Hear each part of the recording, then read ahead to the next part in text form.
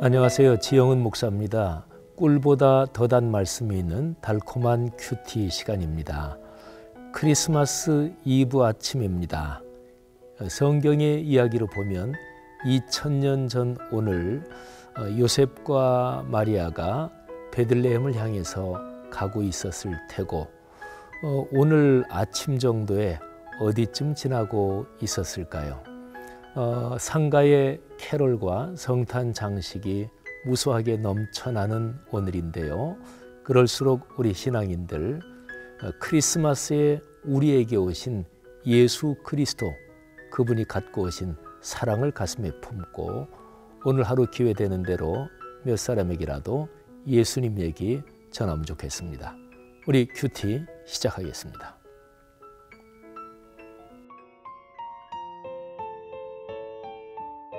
들을 귀. 마가복음 4장 9절.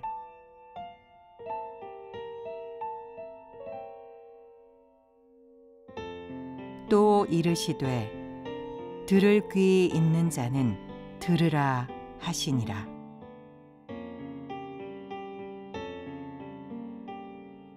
내일이 크리스마스죠. 오늘이 크리스마스 전날입니다. 오늘 우리가 묵상하는 말씀은 크리스마스 전날에 참 잘 어울리는 말씀입니다. 우리가 마가복음의 순서를 따라 쭉 묵상해 가는데 오늘 묵상할 말씀을 가만히 들여다보니까 야, 이거 크리스마스하고 아주 멋지게 어울리는구나 하는 생각을 했습니다. 기독교 2000년 역사에 천사가 처녀 마리아를 방문한 그 장면을 그린 그림들이 많습니다. 제가 교회 역사를 신학 중에서 전공했기 때문에 어디 가서 교회 역사에 나타난 그림이나 이런 걸 보면 제가 주의 깊게 보거든요. 근데 천사가 마리아를 방문한 그 장면을 그린 그림들은 거의 예외 없이 제가 지금까지 봐온 그림은 예외가 하나도 없었는데요. 천사의 방문을 받는 마리아가 성경책을 펴놓고 있는 장면입니다. 그러니까 천사의 방문을 받을 때 마리아는 하나님의 말씀을 묵상하고 있었다. 이제 그런 거죠. 이게 교회 역사의 전통이고 또 마리아는 하나님의 말씀을 깊이 묵상하는 여인이었습니다. 여러분, 오늘 우리가 묵상하는 말씀은 저 유명한 비유, 그러니까 씨 뿌리는 사람의 비유 이렇게도 얘기하는데 내용을 가만히 살펴보면 네 가지 밭의 비유 이렇게 얘기하는 게 좀 더 적절합니다. 마가복음 4장 1절 이하에 나오는 이 비유에서 어떤 사람이 씨를 뿌린다. 근데 우리나라 농업 이 문화에서는 이제 곡물을 재배할 때 씨를 심죠. 뿌리는 게 아니고. 근데 팔레스타인 지방에서는 씨를 그냥 이렇게 뿌립니다. 네, 씨 뿌립니다. 그러니까 이 뿌린 씨 중에서 어떤 씨는 그냥 바람에 좀 날리면서 길가에 떨어지죠. 뿌린 사람이 길가에도 좀 떨어지면 좋겠다 그런 거 아니죠. 어떤 씨는 돌이 많은 밭에 돌들 위에 떨어집니다. 거기에 뭐 흙도 좀 있겠죠. 근데 어쨌든 뭐 씨 뿌리는 사람이 또 돌들 위에 떨어지는 것도 있으면 좋겠다 그런 건 아니었겠죠. 어떤 씨는 가시덤불, 가시나무가 있는 거기에 떨어집니다. 그것도 역시 마찬가지예요. 씨 뿌리는 사람이 가시떨기에도 좀 떨어지면 좋겠다 그러는 거는 아니었겠죠. 그리고 그래도 많은 씨들이, 그리고 어떤 씨들이 좋은 땅에 떨어집니다. 이게 이제 씨 뿌리는 사람의 의도고 또 목적이었겠죠. 이 네 가지 밭 중에서 네 가지 땅 중에서 좋은 땅에 떨어진 씨가 잘 자라서 아주 풍요로운 열매를 맺습니다. 길가에 떨어진 씨는 새들이 와서 그냥 쪼아 먹어버립니다. 돌밭, 거기에 떨어진 씨는 뭐 흙이 조금은 있기는 하니까 조금 자라기는 하는데 뭐 흙이 깊지 않으니까 그냥 해가 쬐고 하니까 그냥 말라버립니다. 가시나무 있는, 이제 가시덤불 있는 거기에 떨어진 씨는 싹이 나서 죽으면 자라는데 이 가시덤불에 이게 기운이 막혀서 그래서 또 자라지 못하고 열매를 맺지 못합니다. 예수님께서 이 비유를 말씀하실 때 이 비유를 듣는 사람은 굉장히 친숙했을 거예요. 뭐 자기들의 일상에서 진행되는 일이었으니까 말이죠. 그리고 예수님의 이 말씀은 어렵지 않았습니다. 어렵지 않죠. 아이들에게 설명해줘도 아이들도 다 알아들을 그런 쉬운 내용이잖아요. 근데 아주 중요한 표현을, 그리고 굉장히 중요한 말씀을 예수께서 그들에게 하십니다. 들을 귀가 있는 사람은 들으라, 이렇게 말씀하셨어요. 여기서 아주 중요한 게 들으라 하는 명령입니다. 들어라. 여러분, 하나님의 말씀은 본래가 읽는다 하는 것보다 더 많은 경우가 하나님의 말씀은 듣는 것입니다.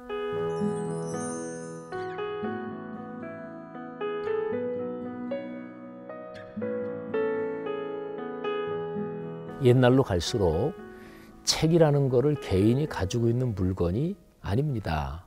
그러니까 인쇄물은 그거는 오늘날은 이렇게 손에 간단하게 들 수 있도록 이렇게 책이잖아요.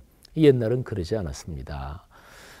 양이나 짐승 가죽에 거기에다가 잘 이제 편편하게 잘 만들어가지고 거기에다 이제 글을 쓰니까 둘둘 이렇게 두루마리로 말아서, 그러니까 책은 들고 다니는 물건이 아니고요. 어느 한 곳에 놔두는 물건입니다. 그리고 옛날로 갈수록 글을 아는 사람이 숫자가 굉장히 적었습니다. 문맹이라는 단어가 있죠. 이 단어 자체는 글을 읽을 줄 모르는 게 좀 부정적이다, 그런 인식이 이미 전제되어 있는 단어입니다. 그 맹자가 이제 그렇잖아요. 근데 옛날로 가면 글을 읽을 줄 모른다, 그래서 살기에 불편한 거 전혀 없었고요. 뭐 대다수의 사람들이 글을 읽을 줄 몰랐으니까 문화권 자체가 그랬던 거예요. 글을 읽을 줄 아는 사람은 성직자들, 그리고 상인들, 장사하는 사람들이 숫자나 뭐 등등 장사에 필요한 글이나 숫자 이런 거에 이제 밝았죠. 그래서 구약 시대, 예수님 시대도 마찬가지고요. 하나님의 거룩한 말씀은 글을 아는 제사장이나 선생들이 낭독을 해서 읽어주면 듣는 거예요. 그래서 구약 성경 신명기 6장 4절 이하에 보면 저 유명한 쉐마 구절이 나오죠. 이스라엘아 들으라. 우리 하나님 여호와는 오직 유일한 여호와이시니 너는 마음을 다하고 뜻을 다하고 성품을 다하여 내 하나님 여호와를 사랑하라 하면서 주 9절까지 이어져요. 이 구절을 쉐마 구절 이렇게 부릅니다. 근데 쉐마라는 요 발음이 히브리어 발음이에요. 근데 뜻이 들으라 이 뜻입니다. 신명기 6장 4절부터 9절 이 덩어리가 한글로는 이스라엘아 들으라 이렇게 시작됐죠. 근데 히브리어로 읽으면 쉐마 이스라엘, 쉐마라는 단어가 제일 앞에 나와요. 그래서 제일 앞에 나오는 그 단어를 가지고 그 덩어리 그 내용을 부르는 거죠. 그래서 쉐마 구절. 근데 거기에서 중요한 것이 바로 들어라 하는 것입니다. 그런 생각을 한번 해보세요. 우리 이제 뭐 어른들 입장에서 말이죠. 어떤 아이가 아주 착하고 훌륭한 아이인가요? 그는 선생님 말씀을 잘 듣는다. 부모님 말씀을 잘 듣는다. 아유, 말 좀 들어라. 이런 얘기 하잖아요. 그러니까 듣는 것. 이것은 사람의 정신적이고 그리고 뭐를 인식하는 기능에서 가장 원초적인 기능입니다. 예수님께서 이 말씀을 하시는 거예요. 들어라. 근데 들을 귀가 있는 사람은 들어라. 그러면 여기서 들을 귀는 무엇일까요? 예수님이 이 말씀을 바닷가에서 사람들에게 하셨는데 그때 사람들이 다 듣고 있었을 거 아니겠어요? 그러니까 신체의 청각 능력을 말씀하신 게 아니었겠죠. 그러면 예수님이 말씀하신 들을 귀가 있는 사람은 들으라 할 때 그 들을 귀는 신체의 청각적인 기능이 아니라 마음과 영혼의 열린 상태를 말씀하는 거지요. 예수님께서 산상설교에서 심령이 가난한 자는 복이 있다 말씀하셨습니다. 심령이 가난하다. 여러 가지로 해석할 수 있지만 우리의 마음이 하나님의 말씀, 하나님에 대해서 배고프고 그리고 갈증이 나고 그래서 간절히 사모하는 이렇게 많이들 해석을 하죠. 그렇습니다. 그러니까 하나님의 말씀이 들려올 때 막 그냥 메마른 땅에 단비가 내리듯이 그냥 쭉쭉 빨아들이는 거죠. 이게 바로 들을 귀입니다. 여러분 오늘 말씀을 한번 여러분 우리 각자에게 적용을 해 보십시다. 이런 질문을 한번 던져보면 좋겠어요. 들을 귀가 있으십니까? 자기에 대해서 나는 하나님의 말씀을 들을 귀가 있나? 예, 들어야 삽니다. 들은 말씀이 내 삶에서 살아 움직이는 것, 그래야 삽니다.